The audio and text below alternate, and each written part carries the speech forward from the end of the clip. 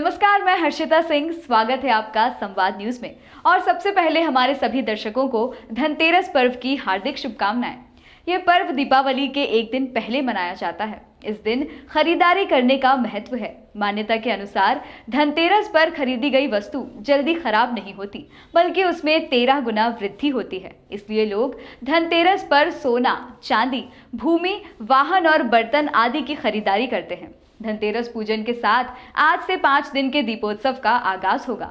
महालक्ष्मी, श्री गणेश, रिद्धि सिद्धि, कुबेर आदि की विशेष पूजा अर्चना की तैयारी घर से लेकर बाजारों तक की जाती है। जगह जगह आकर्षक सजावट की जाती है। आइए जानते हैं अनंत वैभव और ऐश्वर्य प्रदान करने वाले धनतेरस पूजन का महत्व क्या है।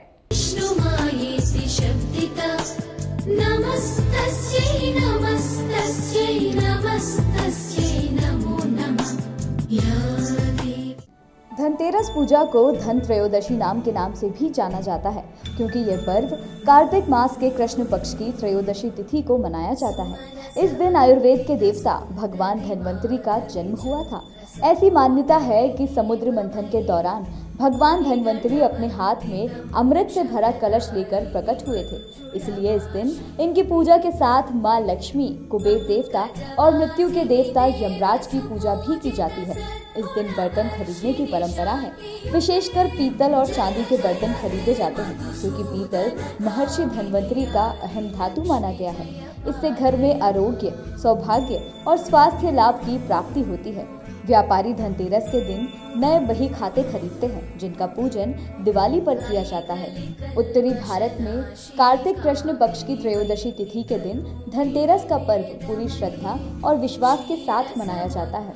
धनवंतरी के अलावा इस दिन देवी लक्ष्मी और धन के देवता कुबेर की भी पूजा करने की मान्यता है।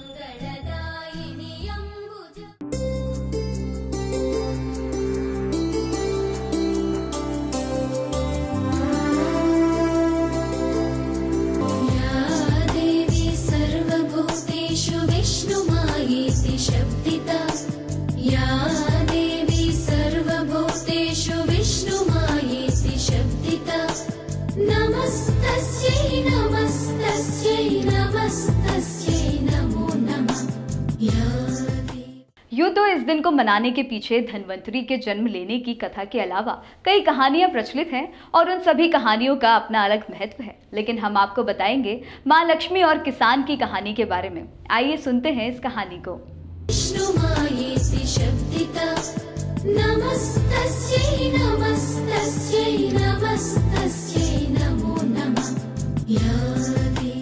एक समय की बात है, भगवान विष्णु भूमंडल पर विचरण करने के लिए आ रहे थे। तब लक्ष्मी जी ने भी उनसे साथ चलने का आग्रह किया।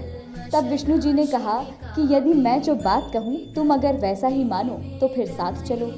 तब लक्ष्मी जी उनकी बात मान गई और भगवान विष्णु के साथ भूमंडल पर आ गई। कुछ देर बाद एक जगह पर पहुंचकर भगवान विष्णु ने लक्ष्मी जी से कहा कि जब तक मैं न आऊं तुम यहीं ठहरना। मैं दक्षिण दिशा की ओर जा रहा हूँ, तुम वहां मत आना। विष्णु जी के जाने पर लक्ष्मी जी के मन में कौतूहल जागा कि आखिर दक्षिण दिशा में ऐसा क्या रहस्य है जो मुझे जाने के लिए मना किया गया है। लक्ष्मी जी से रहा ना गया और जैसे ही भगवान आगे बढ़े, लक्ष्मी भी पीछे पीछे चल पड़ी। कुछ ही दूर जाने पर उन्हें सरसों का एक खेत दिखाई दिया, जिसमें खूब फूल लगे थे। सरसों की शोभा देखकर वह मंत्रमुग्ध हो गई और फूल तोड़कर अपना श्रृंगार करने के बाद आगे बढ़ी। आगे जाने पर एक गन्ने के खेत से लक्ष्मी जी गन्ने तोड़कर रसपान करने लगी। उसी क्षण विष्णु जी आए और यह देख लक्ष्मी जी पर नाराज होकर उन्हें श्राप दे दिया और कहा, मैंने तुम्हें यहाँ आने को मना किया था, पर तुम ना मानी और किसान की चोरी का अपराध कर बैठी। अब तुम इस अपराध के जुर्म में इस किसान की 12 वर्ष तक सेवा करोगी। ऐसा कहकर भगवान उन्हें छोड़कर क्षीर सागर चले गए। तब लक्ष्मी जी उस गरीब किसान के घर रहने लगी। एक दिन लक्ष्मी जी ने उस किसान की पत्नी से कहा कि तुम स्नान कर पहले मेरी बनाई गई इस देवी लक्ष्मी का पूजन करो, फिर रसोई बनाना, तब तुम जो मांगोगी तुम्हें मिलेगा। किसान की पत्नी ने ऐसा ही किया। पूजा के प्रभाव और लक्ष्मी की कृपा से किसान का घर दूसरे ही दिन से अन्न, धन, रत्न, स्वर्ण आदि से भर गया। लक्ष्मी ने किसान को धन धान्य से पूर्ण कर दिया। किसान के 12 वर्ष बड़े आनंद से कट गए। फिर 12 वर्षों के बाद लक्ष्मी जी जाने के लिए तैयार हुई। भगवान विष्णु माता लक्ष्मी को लेने आए तो किसान ने उन्हें भेजने से इनकार किया। तब भगवान ने किसान से कहा कि इन्हें कौन जाने देता है, यह तो चंचला है, ये कहीं नहीं ठहरती, इन्हें बड़े बड़े दिग्गज नहीं रोक पाए। इन्हें मेरा श्राप था, इसलिए 12 वर्ष से तुम्हारी सेवा कर रही थी। तुम्हारी 12 वर्ष सेवा का समय पूरा हो चुका है। इस पर किसान हठपूर्वक बोला, नहीं, अब मैं लक्ष्मी जी को नहीं जाने दूंगा। तब लक्ष्मी जी ने कहा कि हे किसान, तुम मुझे रोकना चाहते हो तो जो मैं कहूँ वैसा करो। कल तेरस है, तुम कल घर को लीप पोत कर स्वच्छ करना, रात्रि में घी का दीपक जलाकर रखना और सायंकाल मेरा पूजन करना और एक तांबे के कलश में रुपए भरकर मेरे लिए रखना। मैं उस कलश में निवास करूंगी, किंतु पूजा के समय मैं तुम्हें दिखाई नहीं दूंगी। इस एक दिन की पूजा से वर्ष भर मैं तुम्हारे घर से नहीं जाऊंगी। यह कहकर वे सहस्त्र दीपकों के प्रकाश के समान 10 दिशाओं में फैल गई। अगले दिन किसान ने लक्ष्मी जी के कथानुसार पूजन किया।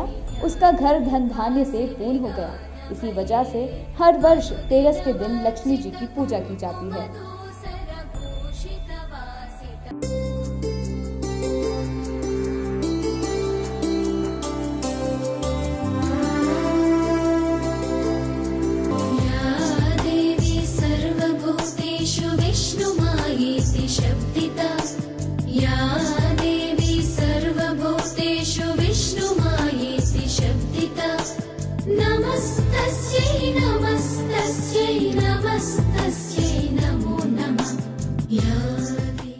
माता लक्ष्मी के पूजन के पर्व दीपावली से 2 दिन पहले पड़ने वाला धनतेरस का त्योहार देव, वैद्य, धनवंतरी और लक्ष्मी जी के खजांची माने जाने वाले कुबेर को याद करने का दिन है। धनतेरस के दिन लक्ष्मी जी के साथ धनवंतरी और कुबेर जी की भी पूजा की जानी चाहिए, क्योंकि कुबेर जहां धन का जोड़ घटाव रखने वाले हैं, वहीं धनवंतरी ब्रह्मांड के सबसे बड़े वैद्य हैं।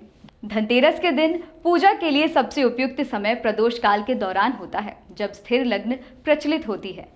माना जाता है कि अगर स्थिर लग्न के दौरान धनतेरस पूजा की जाए तो लक्ष्मी जी घर में ठहर जाती हैं। इसके साथ ही हम आपको बताते हैं कि धनतेरस के दिन किन चीजों की खरीदारी करना चाहिए और क्या क्या खरीदना शुभ माना जाता है।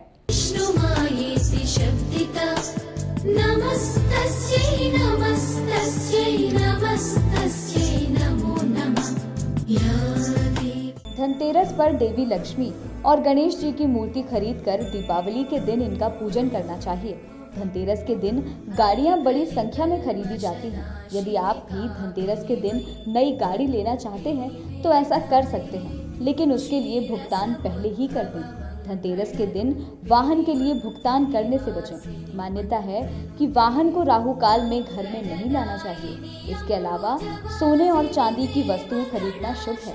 वहीं अगर कपड़े खरीद रहे हैं तो सफेद या लाल रंग के कपड़ों को प्राथमिकता दें। इस दिन संपत्ति खरीदना भी बेहद शुभ माना जाता है और क्योंकि भगवान धनवंतरी का दिन है, इसलिए इस दिन औषधि भी खरीदी जाती है। धनतेरस के मौके पर झाड़ू खरीदना भी शुभ माना जाता है। इससे नकारात्मक ऊर्जा घर से बाहर चली जाती है। वहीं धनतेरस के दिन नमक लाने से घर में धन और सुख शांति बनी रहती है।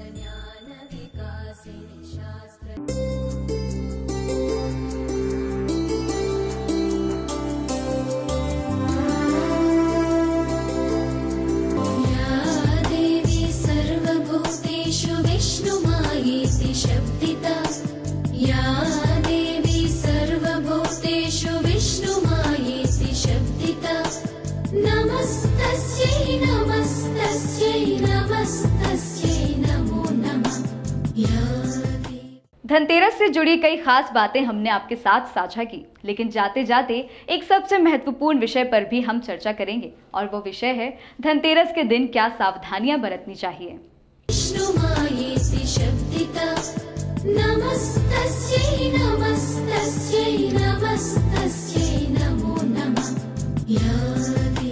धनतेरस से पहले घर की साफ सफाई का काम पूरा कर लें। इस दिन स्वच्छ घर में ही भगवान धनवंतरी, माता लक्ष्मी और कुबेर का पूजन करें।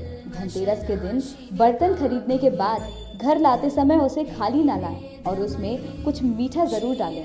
अगर बर्तन छोटा है या गहरा नहीं है तो उसके साथ मीठा लेकर आएं। धनतेरस के दिन तिजोरी में अक्षत रखे जाते हैं। ध्यान रहे कि अक्षत खंडित ना हो, यानी कि टूटे हुए अक्षत नहीं रखने चाहिए। इस दिन उधार लेना या उधार देना सही नहीं माना जाता है।